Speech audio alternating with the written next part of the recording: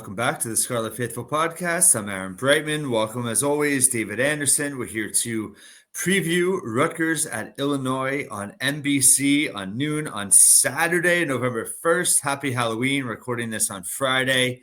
David, first, let's start with obviously Rutgers with the come-from-behind victory at Purdue last weekend, a must-win, which we categorized the week before in our preview. Obviously, anytime you come back on the road, down multiple scores is a huge victory for your program. It also came against a program that hasn't won a Big Ten game now in 14 tries. So a little bit measured, I think, in the impact. What are your overall thoughts about the win on Saturday at Purdue? I think a lot of times we put a little too much stock in like a 1 or 2 point win, kind of just like, when there's an election and someone wins 51-49 and people are trash talking and it's like, okay, we barely won at Purdue by 1 score and they had to fumble the ball in their last minute. Now, that being said, the more I thought about it as the days have gone by, yes, it's true that Rutgers won in a close battle, but I do think Rutgers has more positives to take away from the game, without a doubt. And then second, I wanted to ask you this. If they played that game, I know you could say out of 100 times, but just for simplicity, if they played that game 10 times, I feel like Rutgers would have come out on top more than half. I think Purdue, to have won, needed it to go almost exactly how it did, where Rutgers was having coverage breakdowns. They got out to an early start. Like pretty much all the things that they were saying in their game previews, Purdue got them, and they still lost. So when you look back at that game, obviously on the road, under those circumstances, if Rutgers played that game 10 times, how many times do you think they would have won? Yeah, good question. I think, anytime you outgain your opponent by 200 yards and you have the ball, was it 36 minutes to, 23, you're going to win more times than not. So I would say probably 6 or 7. Maybe I'll land on 7 out of 10. Rutgers did make some kind of, typical mistakes early on that allowed, Purdue to kind of jump out. They missed the field goal. They missed the 4th down in goal. So, I think it was repetitive in that sense, but obviously they were able to make some big plays. I think the defense certainly, played its best game. One thing I made in my recap that maybe is irrelevant, maybe not, but I agree with you. I think 7 out of 10 times Rutgers wins that game. I also felt like that was the only Big Ten team they could have beaten that day with the way they played. So I feel like that's relevant too. But yes, I definitely feel they're the better team. They made plays when they had to. We've seen it time and time again with this program under Schiano. And again, it was great. I think the biggest thing for me, obviously defense progressed, but you saw the offense be the offense the way we thought they could be, even without Ian Strong. So that was very encouraging as well. Yeah, I mean, just I guess talking about offense, we'll talk plenty about defense when we get into the game preview. But I mean, I think Ethan Kaliakmanis is one of those quarterbacks who is sometimes almost too robotic and too much like, on one extreme. And then other times he's a little too much gunslinger, like early in the Minnesota game, just like kind of forcing balls into windows that don't need to happen. And really, hopefully this is sustainable, but the guy that showed up, let's say maybe mid-second quarter and onward, was a balance of those two things. And that was the most encouraging thing to me on offense. But beyond that, I mean, the second most encouraging thing, and you could even say this is number 1, I felt bad for him because he fumbled the ball. But Antoine Raymond, that was by far the best he's ever looked. That was the closest he's ever looked to Kyle Monungai in terms of taking on tacklers, knocking them down, kind of like hitting the first guy and then giving himself some space to take on the next block, the next tackler type of thing. And we look back, if he doesn't fumble that ball, Rutgers is going up there and it might've been a nice, comfortable 2-score win. Maybe, right? You never say for sure with how many bizarre things happen in that game.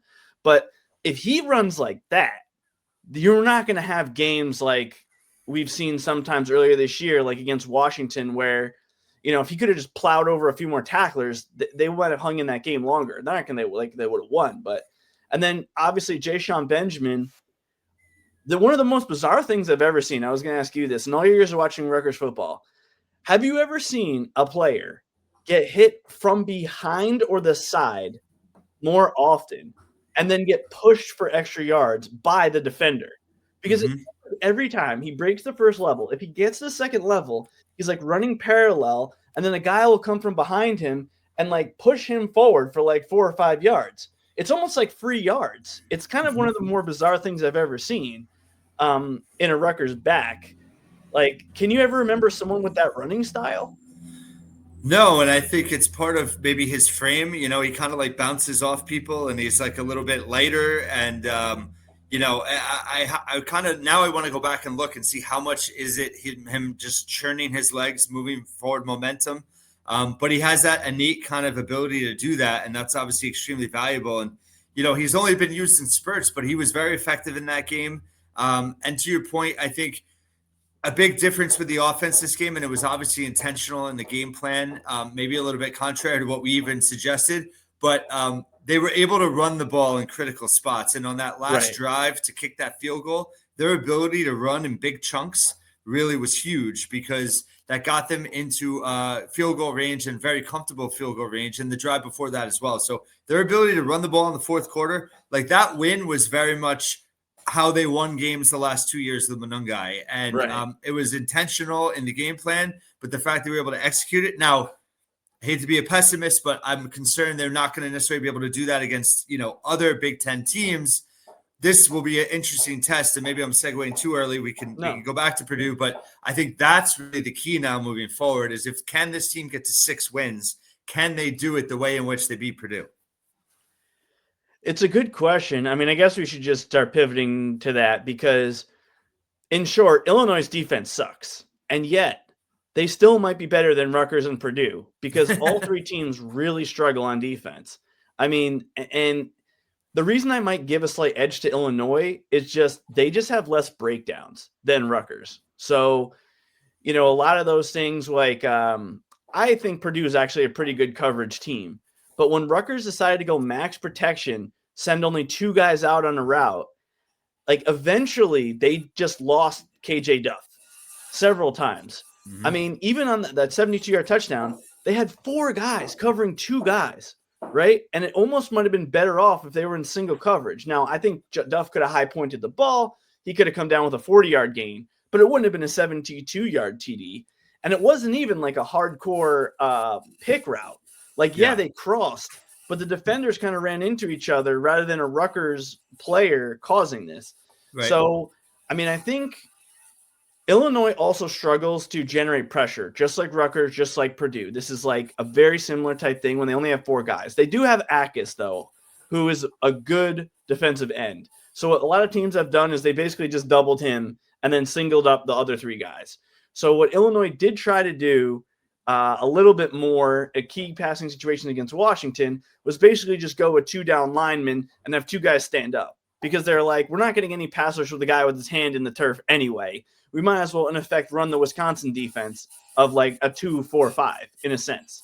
So expect that they will do that more if it comes to that, which is kind of a pick your poison type thing for the Illinois defense, because I think when they do have 4 down guys, they can stop more traditional runs pretty effectively. But they do have to abandon that in pass rushing situations or they get no pressure. So really, Rutgers needs to, like always, put themselves in manageable down and distance, because if Illinois does go with the 2-4-5 and it's 3rd and 4, Antoine Raymond, if he runs like he played in the last game, or Benjamin, they can convert those, because a guy standing up, I mean, Rutgers offensive tackles, I mean, Mo Giwa's inexperienced, but he's big. If the guy is standing up and he has the leverage point, he's going to shove him back, right? Or if the guy tries to run around the side, he's so big he can kind of wall him off like Holland Pierce used to do, and Rutgers will be able to get big yardage. So Illinois is going to have to maybe roll the dice a little bit, and basically on what we saw last week, Rutgers has that option. If Rutgers does end up in 3rd and longs, Illinois' zone coverage is just as bad as Rutgers, in the sense that guys kind of just stand there, and if you're a good receiver, you can just find a soft spot in the zones, what we call a sit down in that soft spot and then get the pass, convert, move on, assuming you can secure the ball, which DT Sheffield has to make sure that, he's very, secure with those catches this game, especially if Ian Strong can't play. So I think against zone coverage, they're very vulnerable. And in man coverage, they kind of give you those out routes. So they basically try to defend Illinois. This is defends the middle of the field and basically dares you to beat him outside, either with runs or with passes. And we've seen Athan improve. Like Athan last year, I would have been super worried about this because he threw a lot of interceptions on like intermediate out routes. This year, he's been a lot better with it. So Rutgers is going to have to hit one or two of those to make them defend further outside, or they're just going to stack everyone in the middle and say, like, go ahead, we dare you to go out there. Rutgers last year against that type of thing would throw a vertical route, and KJ Duff can do that. So I do think that there's many ways Rutgers offense can move the ball against this very limited Illinois defense that, again, is the best way to describe it is I think they're a lot like Rutgers defense last year. They're slower than they thought they would be. They've got a lot of injuries in the secondary, and I think they just came into the season unprepared from a defensive standpoint to use the personnel that they have. Yeah, great points. Last thing I wanted to say about the offense is I think, we talk about the offensive assistants a lot, but, Dave Brock, like the ability to bring in Ben Black and have an impact like he had, 4 catches, 56 yards, he gives him a little bit different element with his speed, to complement when, Ian Strong was unable to play, was really big. And I think in this game, to your point about zone coverage and all that, I think that, it definitely is an opportunity for him to have another big game and for them to kind of, alter their pass attack a little bit and give them a little bit different element that could be a problem for Illinois in this game. I wanted to say that about Ben Black because there was 2 plays, I think it was both in the first half, where Ben Black was on like a slant. And if that was Ian Strong, Athan would have delivered the ball, but he was hesitant to do it. But then once those 4th down plays came, that's where the ball is. That's the play, right? That's where you got to go with it. And, you could say he trusted Ben Black on those plays when he hadn't necessarily trusted him early in the game. And that second one may have been the biggest play of the season. 4th and 2, they had to convert. I mean, if they don't move the ball there, I think it was right at the 2-minute timeout, Purdue effectively gets 1 first down and his game's over, right? Yep. And so that was, again, maybe the biggest play of the entire season, that 4th and 2. And he had already converted a 4th down earlier in the game. Though I think it was more against zone coverage, like you're saying, whereas the first one was against zone. The second one, he had a guy like kind of on his back. Yeah. I guess the big thing with Ben Black is, he's not Ian Strong, but that doesn't mean you can't do things with him that are different. And so hopefully that now that they have confidence in 4 receivers rather than just 3, they might be able to make some different play calls to take advantage that, again, Ian Black is not Ian Black. Ben Black is not Ian Strong, but he is faster. So there might be other things that can open up if he has to play, or even if Strong is good to go, that they can feel a little bit more confident rotating people. I think that at times it's gotten a little stale with the 3 receivers they have because they either might get tired or defenses know what to expect. Whereas this past game, those max protection 2 guys out there on a route, like old Russell Wilson, Seattle type routes, were killing Purdue. And I'm not sure how Illinois is going to handle it, but those are wrinkles we hadn't seen earlier in the year because you say, hey, we trust our 3 guys. Well, now that completely changed things. And I give Kirk Shiraka credit because I thought he called a really, really good game overall. Yeah, great points. Now, I don't know if, Duff and Strong, obviously, like, skill set wise, physicality wise, they're similar. Throwing in Black kind of was a wrinkle that maybe helped open things up a little bit for Duff as well. Let's move to the defense. Obviously, some improvement there, some concerns as well that remain. I was really, I didn't really touch on it in the post game because at the end of the day, they won. But, that last touchdown they allowed on that 3rd down, critical 3rd down, 2 penalties committed on the same play, still couldn't get the stop. Just a lot of mistakes. Obviously, the 2 touchdowns they gave up with wide open receivers, nowhere in, the neighborhood at all. Obviously, it seems like Schiano has taken a front seat now with the defense. You did see some improvements. They obviously get credit for making that huge play down the stretch to flip the game and get the game-winning field goal. Overall, what are your thoughts on the defensive performance against Purdue, and what does that tell us about moving forward? I mean, I think they did struggle to stop the run early, but that did improve over the course of the game. Again, I don't like to look at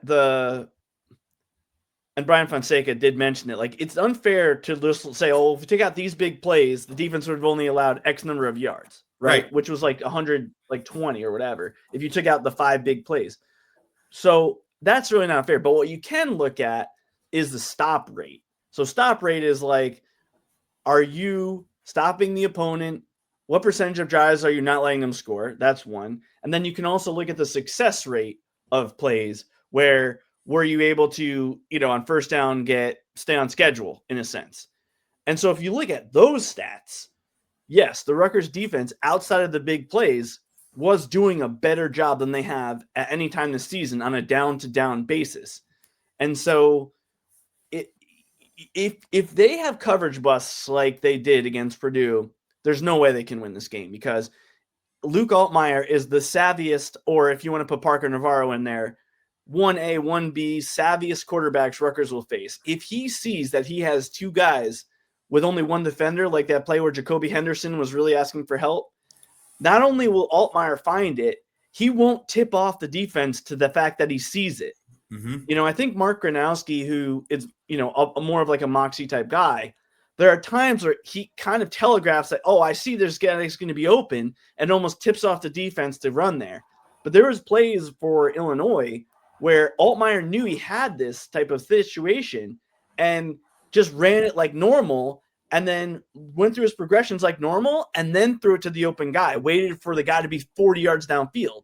So like we saw Purdue, they converted short touchdowns on this. Illinois will make those plays for 50 yards because he'll realize that he has this advantage and just go through the play like normal unless you can disrupt him with the pass rush, which we know Rutgers has struggled to do. So I'm very, very concerned about coverage busts against Illinois for that reason.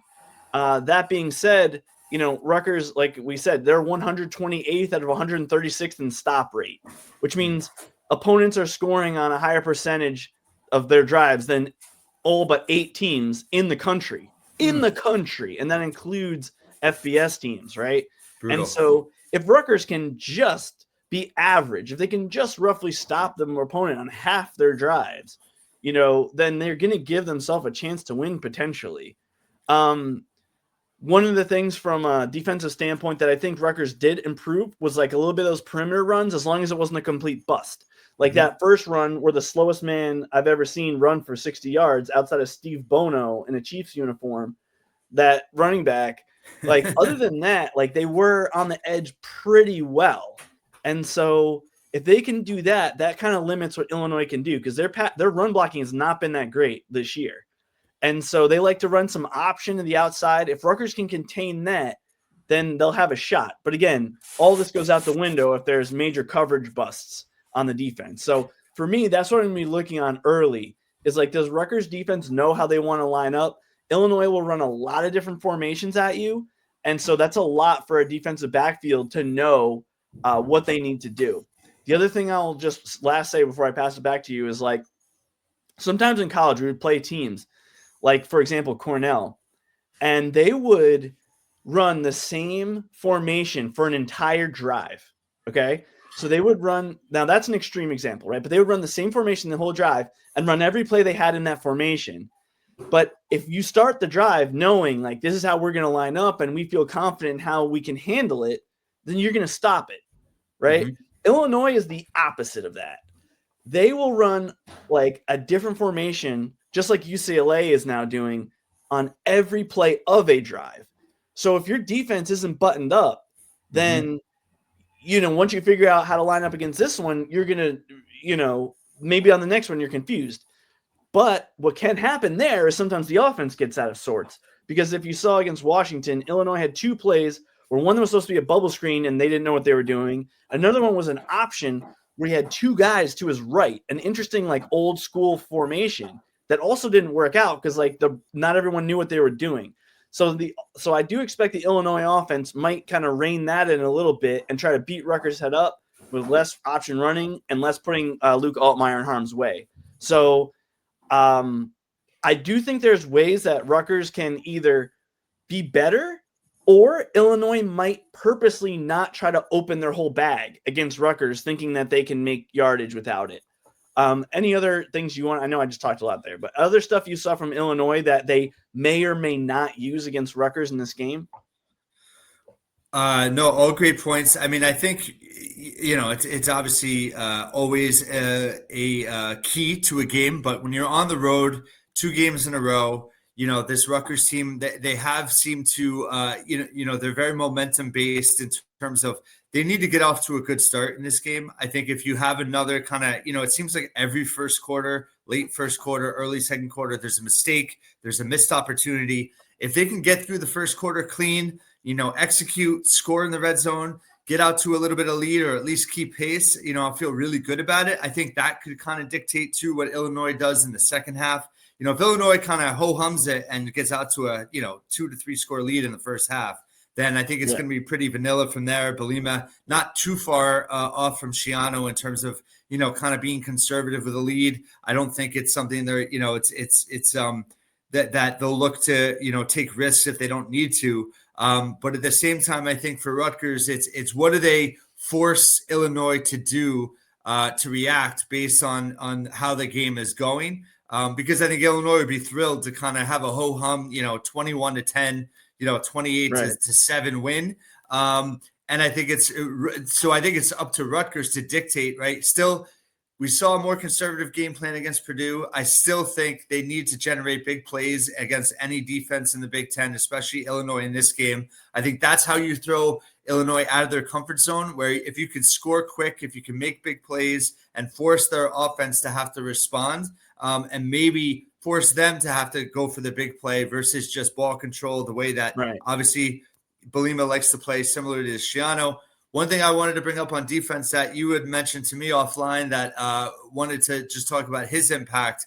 And I know we've obviously been very critical of him throughout the season, rightfully so. But Jet Elad, you were, obviously had a big bounce back game against Purdue. How key is he? Was he in that win? But also, how key is he in this game and moving forward in terms of the ceiling for the defense? I mean, like we talked about in the off season, they need a safety or two who can prevent some of those long plays. I don't think it was his side on that first run. I do think that he was opposite. But what I saw from Jet Elab was more confidence, like you talked about last week. Just confidence alone. I don't think he was doing anything that different, But he was, well, 2 things. One, confidence that he sees it, go. Because like all the great players, they have an instinct that you have to just trust it. And if you don't do that and you don't take that instinct and you hesitate, usually it doesn't work well. That's just the nature of football. And I thought Jet Elad, again, I'm not calling him an all-time great player, but what I'm saying is like, if he doesn't just act right away, then he's in trouble. There's even plays where he might make the wrong, like if you were to, say, is it the perfect decision? No, but he was getting there quick enough. Like on that last play where he recovered the fumble, right? Him and Kyle Sanders saw immediately that was a close to the line play. So standing back and waiting for things to happen would not work, right? But once they saw that was going to be a short pass, they both immediately crashed down. And now, you can run into trouble. Like Illinois will run some like pump and goes and things like that. So you can't be too aggressive. But once a guy's got the ball, you just got to go. And I felt like Jet Elad, he sacrificed his body in that game. I mean, the biggest takeaway is like Big Ten guys are bigger than a lot of the teams that he's faced. And so I'll see if he's banged up this week, right? Because there was a couple times where he knew he was going to get crushed, but he got in there anyway. And you saw him like almost holding on for dear life. Like he delivered the blow as best as he could. And then he had to hold on, and you saw his neck kind of go back because, it's a big guy he's trying to tackle. And so that is unfortunately the nature of the beast. Like you kind of have to sacrifice your body. And I think that he was willing to do that, though it might have a physical toll this week, but it was also just see the play, just got to go make the play. And then I guess it makes sense to start talking about Kyle Sanders as well. I thought from, again, a down-to-down basis, this was Kyle Sanders' best game. But he also was responsible for some of the big plays against. but I give him credit because, there were a couple key plays that he stopped where it got to, 8 yards, 10 yards, where in other games this season, guy might run past him. This game, he was getting a hand on him, delivering a couple hits. He had one nice one by the goal line that I think saved a touchdown, and ultimately they held Purdue to a field goal. It might have been the first field goal where there's kind of a play down the near side, and Sanders crushed a guy like near the 5-yard line. And if he lets that guy get in there, that's a 4-point swing. And so I do think Kaj Sanders was better. If they don't play, Eli and Sanders don't play as well as they played last week, Rutgers can't win this game. Mm-hmm. They've got to at least maintain that level.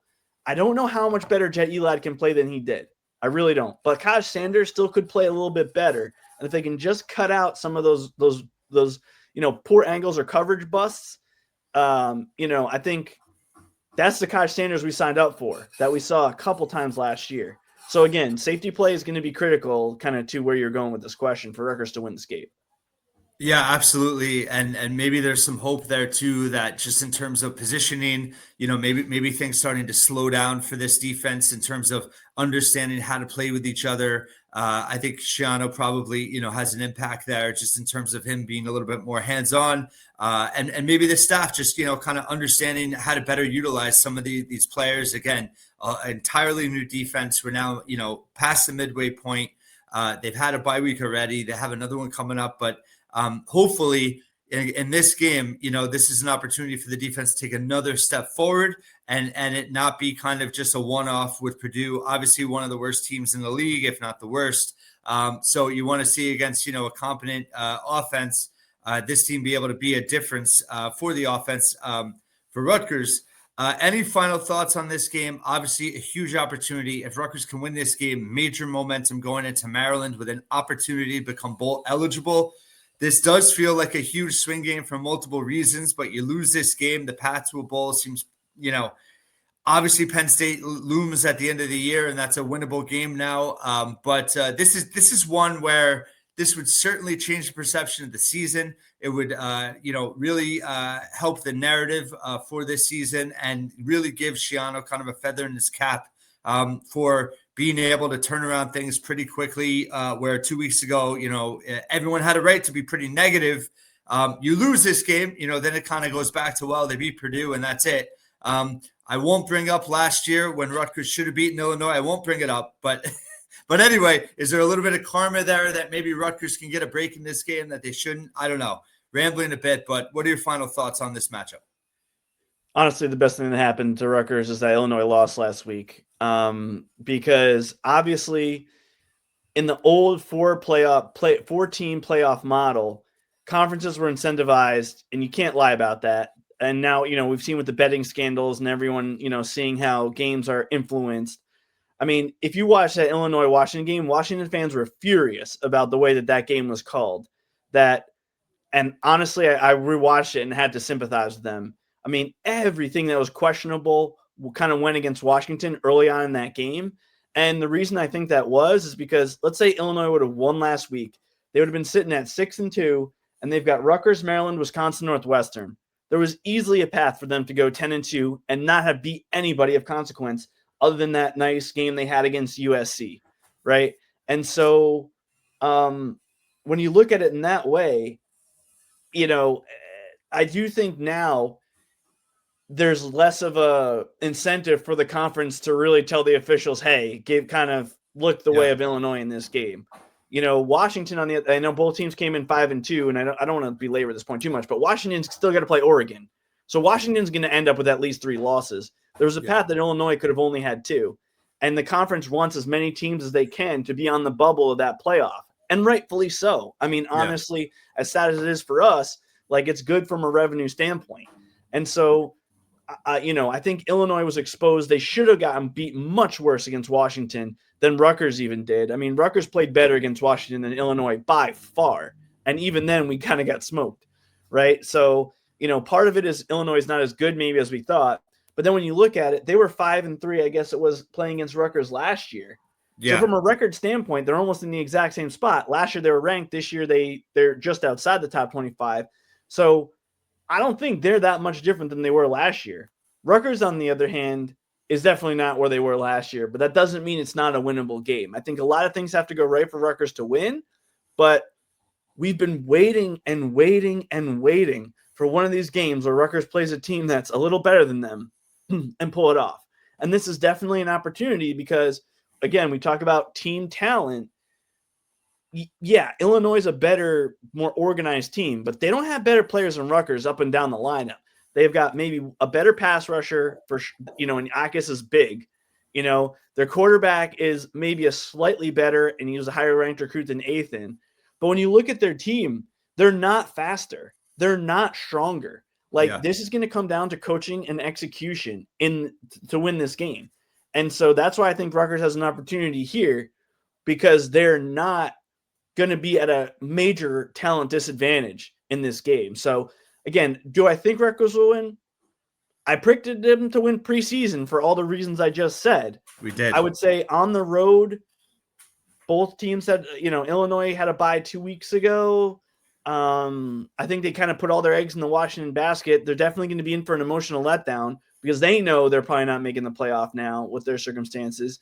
So this is an opportunity for Rutgers to go out there, and even if it's not a quote signature win, this could be a big win when we talk about how the program moves forward. And I do think there's more of a path. We said that about Washington, but we also explained that there was a very slim path to victory.